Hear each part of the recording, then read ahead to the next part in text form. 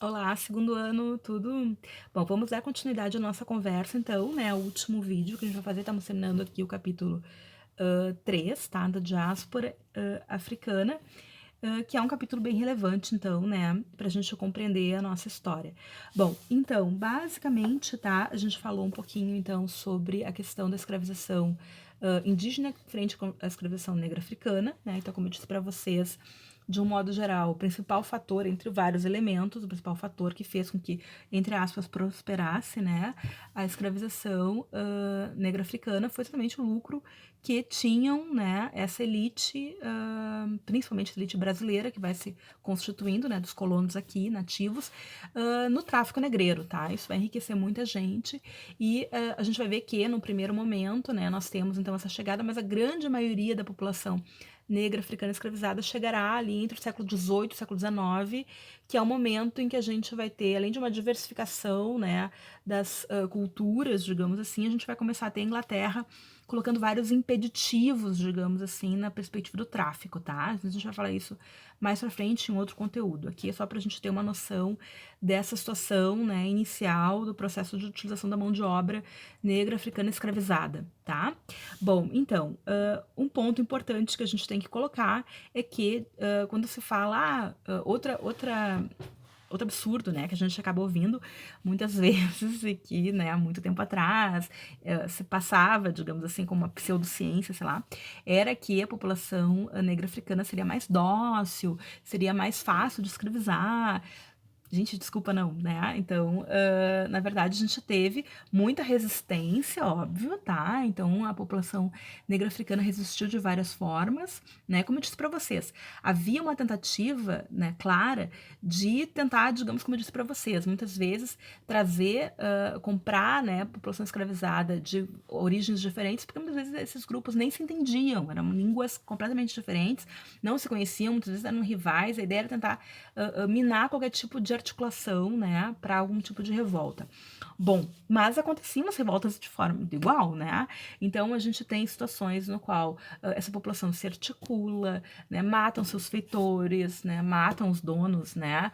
Muitas vezes se suicidam, é muito comum o infanticídio, né, o aborto, enfim, uma série de coisas né, para não permitir que seus filhos então viessem a ser escravizados, né? Muitas mulheres cometiam infanticídio ou aborto ou suicídio muitas vezes, né?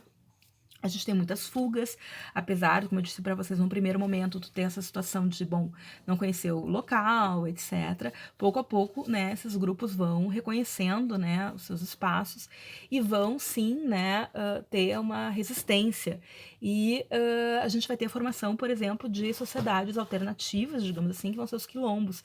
São espaços, então, geralmente de difícil acesso, né, no meio da mata, lugares distantes que muitas vezes então acolheram, né, esses grupos que fugiam, né, e que então tentavam se organizar. Então, basicamente, eram grupos autossuficientes, né, que plantavam para o seu próprio sustento e alguns grupos até conseguiam se articular com fazendas, enfim, no entorno, né, de alguma forma, né, faziam então basicamente alguns contatos, né.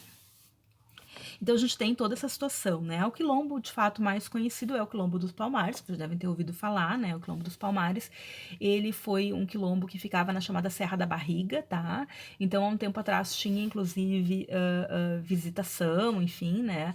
A esse espaço, visitas guiadas, né?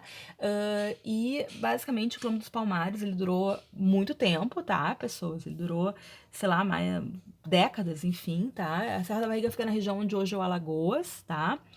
Mais ou menos. E basicamente foi ele um dos mais importantes bastiões de resistência à escravização.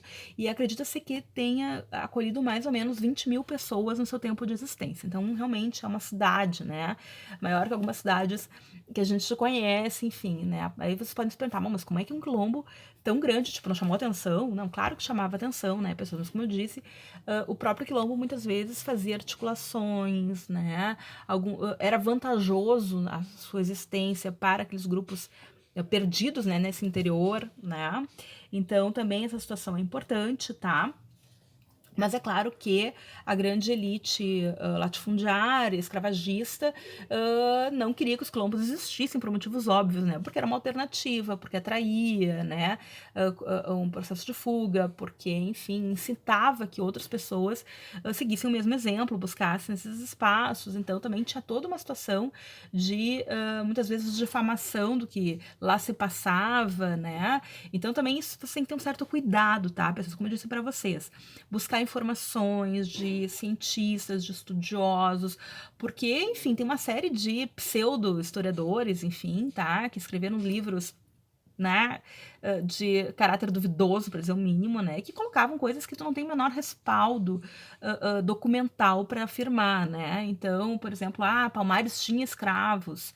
Não tem nenhum tipo de documento que o diga. Inclusive, as pessoas que lá viveram não redigiram nada. A gente não tem nada escrito. O que a gente tem são alguns relatos, digamos assim, desses grupos que foram enviados para, né, combater Palmares, né? Palmares existiu por décadas e décadas e décadas, tá, pessoas? Então, como eu falei para vocês, acho que num outro vídeo, tem um documentário que é, como eu disse para vocês, chama o Legado Negado.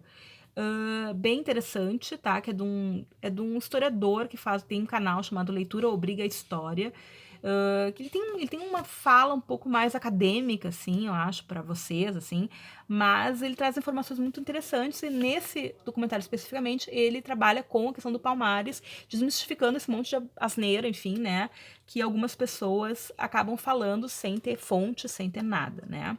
Só eu acho isso, eu acho aquele outro. Bom, então, basicamente, tá, Palmares durou décadas, tá? E a gente teve vários líderes, né? Tivemos líderes que, inclusive, tratavam, né, com, inclusive, as forças, né, digamos assim, do município, do espaço, enfim, das câmaras municipais, fazendo muitas vezes trocas, fazendo muitas vezes acordos, né, para que se chegasse a um denominador comum, digamos assim, certo? Momentos de paz, de trégua, enfim, né? Tínhamos situações internas também, né? Tensas, enfim.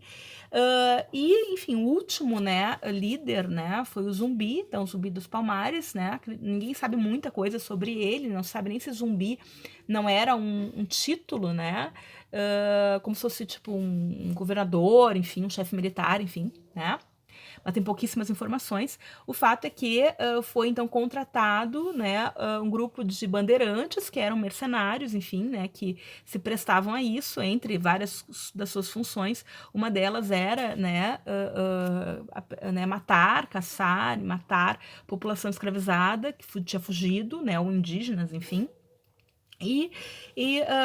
Então, esse grupo mercenários, bandeirantes, liderados então pelo Domingos Jorge Velho, tá? Ele vai então atacar, né, o Quilombo dos Palmares em 1694 e a guerra vai durar muito tempo, né? E o Zumbi vai organizar essa, digamos assim, defesa e vai ser morto, então, em 1695, né, no dia 20 de novembro, que então passa a ser a data, né, considerada a data da consciência negra, porque o Zumbi foi considerado uma liderança de resistência, né, dessa sociedade, né, que se contrapunha à possibilidade da escravização, né, desses grupos, enfim, certo? Então, basicamente, é por isso que o Dia da Consciência Negra, que é um dia para refletir sobre todas essas situações, tá? Então, o Zumbi, né, é considerado um herói, né, representativo para esses grupos, né, da população negra, né? Então isso é importante também, essa questão da representatividade, de tu olhar ao longo da história, tu te reconhecer de alguma forma, tu encontrar, então, pessoas que possam ser positivadas, digamos assim, tá? Então, tem um quadrinho, peraí só um pouquinho que o Sandro tem, eu vou mostrar pra vocês. Não, tá lá em cima, tá, então não vou mostrar. Mas tem um quadrinho bem legal, tá? Que em outro momento eu tiro umas fotos e deixo para vocês no sistema, que é sobre a questão de Palmares, que é bem legal. Então, só esse cuidado pra gente não reproduzir coisas que a gente não tem fontes de fato, né? E também, né, não tirar as pessoas do seu tempo de vida, também é importante, né? As pessoas são produto, muitas vezes, do tempo histórico no qual elas vivem. Bom, então encerramos o capítulo 3, tá? Se vocês tiverem dúvidas, se tiverem alguma questão, alguma colocação, questão, né? Vocês podem, então, me mandar um e-mail, a gente vai se falando, tá? E aí, no próximo, a gente vai trabalhar, possivelmente, a Revolução Inglesa, tá? Que é um conteúdo bem difícil, bem xarope.